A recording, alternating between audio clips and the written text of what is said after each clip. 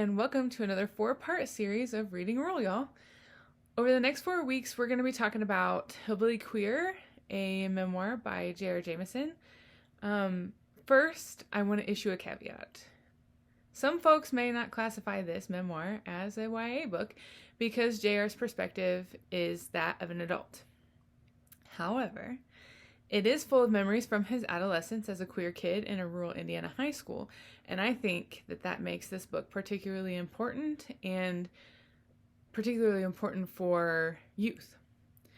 So I'm including it in the Reading Rural, y'all video series, even though some folks may disagree with its classification as YA.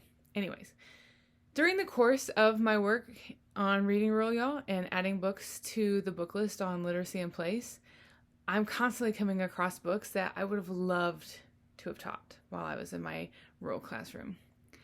But Hillbilly Queer is one that I desperately wish I would have had for a lot of reasons.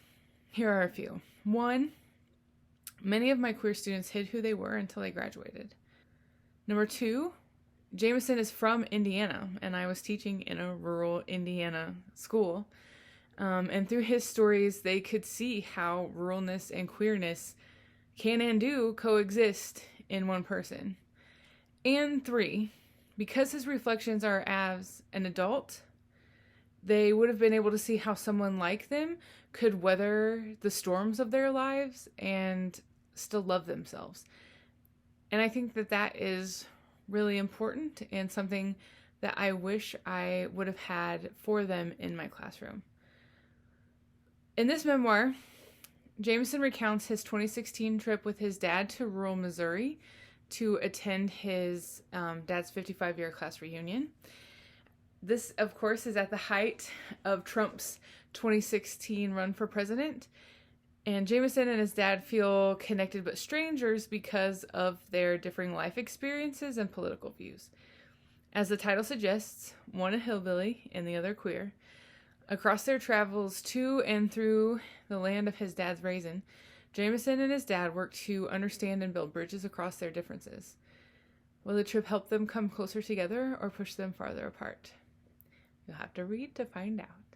So, I like first pages, so I'm just going to read the first little bit of this book so that y'all have an idea of what the writing is like. This is from the introduction. If good old boy, straight shooting, deer hunter, or a man's man are words that describe my dad, then, well, I'm everything opposite of that. I'm more of a gay as the day is long, don't shoot anything kind of man's man. I spend my days in the world of trigger warnings and safe spaces while my blue-collar dad spends his yelling snowflakes at the TV and questioning how America has become so sensitive.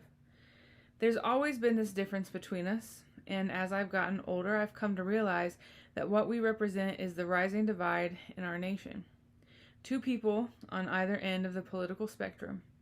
A conservative, a liberal, a hillbilly, a queer, but also a dad and a son. Growing up, my hometown of Cowan, Indiana wasn't a place where those like me felt at home. It wasn't a place where one could sip a single origin red-eye coffee while getting lost among the melting clocks of a Dali and contemplate lives laid bare to the passage of time. Cowan's claim to fame was the Streetlight Festival, the biggest cultural exposition this side of the Norfolk Southern Railway. During the nights of the festival, train cars filled with coal and cattle would tear across the tracks, sounding a whistle that disappeared into the darkness as the townsfolk sat at booths selling crochet blankets and homemade peanut brittle to raise enough money to keep the streetlights on, all 4 of them. I spent those nights staring beyond the tracks and knew that somewhere down the twisted line, miles away, were exotic places like New York City and Los Angeles. For most kids, I imagine there's a longing for somewhere different. But for gay kids who grow up in flyover country, there's more than a longing. We know those tracks and roads can lead us to freedom. I never imagined I'd actually make it down those tracks and leave. I never thought I'd grow up to be an academic who would be sent to far-off places like China to research, and that my storytelling practices would lead to having my own program on NPR. and that one day I'd get to marry another man who loves me as much as I love him, but I did. Yet 20 years after I'd left Cowan, a phone call brought me back to the center of conservative country. So that's just a bit of Jamison's writing. Jamison's memoir is a powerful story of a father and son striving to know and understand one another across a divide many folks wouldn't. There's a lot of struggle, compassion, and self-deprecating humor, and I really, really hope you pick it up because it's super good. Come back next time to hear me talk about Jamison's travels across rural spaces and how that functions in the text. Thanks for stopping by. Y'all come back now, would ya?